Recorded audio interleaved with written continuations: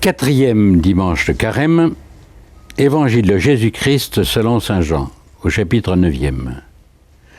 En sortant du temple, Jésus vit sur son passage un homme qui était aveugle de naissance. Ses disciples l'interrogèrent, « Rabbi, pourquoi cet homme est-il né aveugle? Est-ce lui qui a péché ou bien ses parents ?» Jésus répondit, « Ni lui ni ses parents. Mais l'action de Dieu devait se manifester en lui. Il nous faut réaliser l'action de celui qui m'a envoyé pendant qu'il fait encore jour. Déjà la nuit approche et personne ne pourra plus agir. Tant que je suis dans le monde, je suis la lumière du monde. » Cela dit, il cracha sur le sol et avec la salive il fit de la boue qu'il appliqua sur les yeux de l'aveugle. Et il lui dit, « Va te laver à la piscine de Siloé. » Ce nom signifie « envoyé ». L'aveugle y alla donc, il s'y lava, et quand il revint, il voyait. Ses voisins et ceux qui étaient habitués à le rencontrer, car il était mendiant, dirent alors, « N'est-ce pas celui qui se tenait là pour mendier ?» Les uns disaient « C'est lui ». D'autres disaient « Pas du tout, c'est quelqu'un qui lui ressemble ». Mais lui affirmait « C'est bien moi ». On amène aux pharisiens cet homme qui avait été aveugle. Or, c'était un jour de sabbat que Jésus avait fait de la boue et lui avait ouvert les yeux. À leur tour, les pharisiens lui demandèrent « Comment se fait-il que tu vois ?» Il leur répondit « Il m'a mis de la boue sur les yeux, je me suis lavé et maintenant je vois. » Certains pharisiens disaient « Celui-là ne vient pas de Dieu, puisqu'il n'observe pas le repos du sabbat. » D'autres répliquaient « Comment un homme pécheur pourrait-il accomplir des signes pareils ?» Ainsi donc, ils étaient divisés. Alors il s'adresse de nouveau à l'aveugle. « Et toi, que dis-tu de lui, puisqu'il t'a ouvert les yeux ?»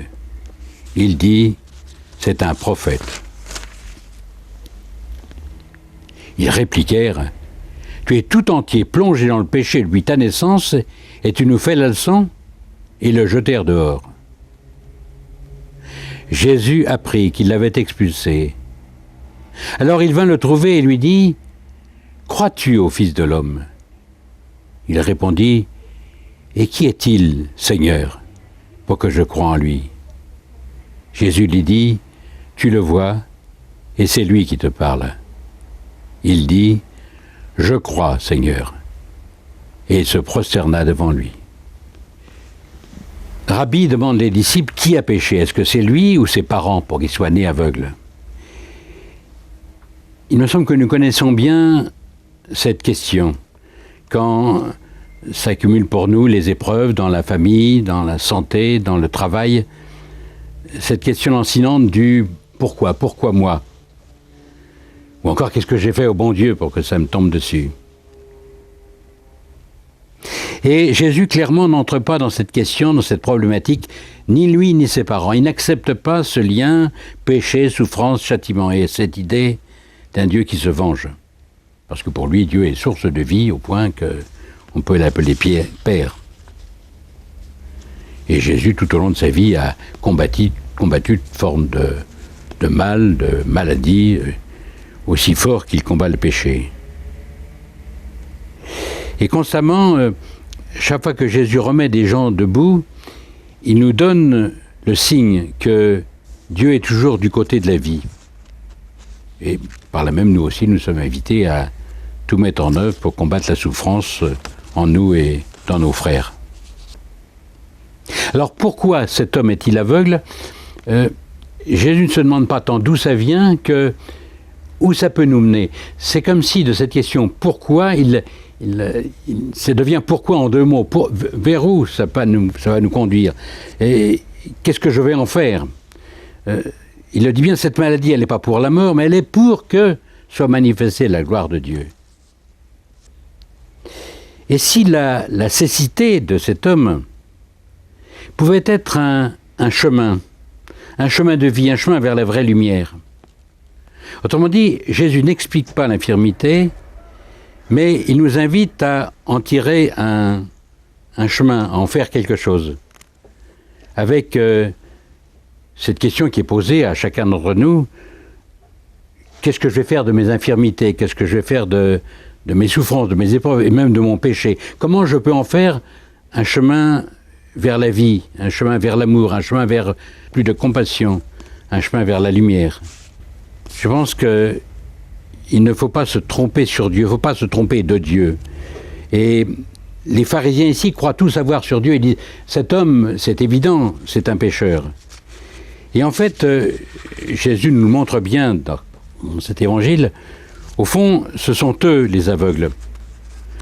Comme tous ceux qui, encore aujourd'hui, imaginent que Dieu tient dans sa main les tremblements de terre ou les guerres ou le sida et à la moindre incartade, il peut nous les faire tomber dessus.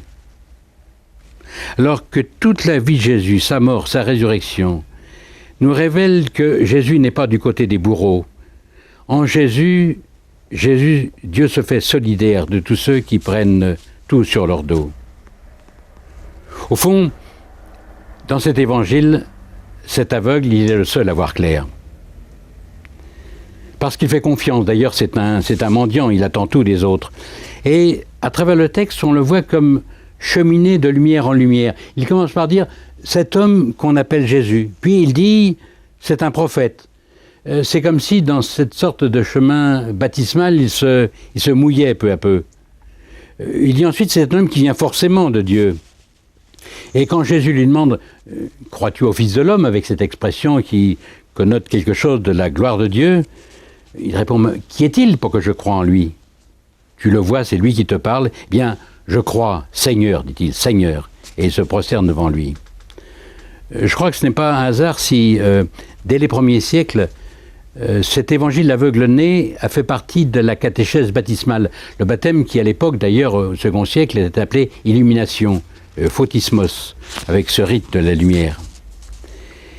Je pense que c'est une invitation pour nous aussi à vivre ce carême, ce chemin vers Pâques, ce chemin vers le renouvellement de notre naissance baptismale, à le vivre comme un chemin vers la lumière. Et nous voilà invités, comme cet homme, à faire de nos infirmités, de nos épreuves, de nos aveuglements, et même de notre péché, comme un chemin pour nous ouvrir au pardon et à la lumière. Un pardon et une lumière que nous sommes incapables de nous donner par nous-mêmes.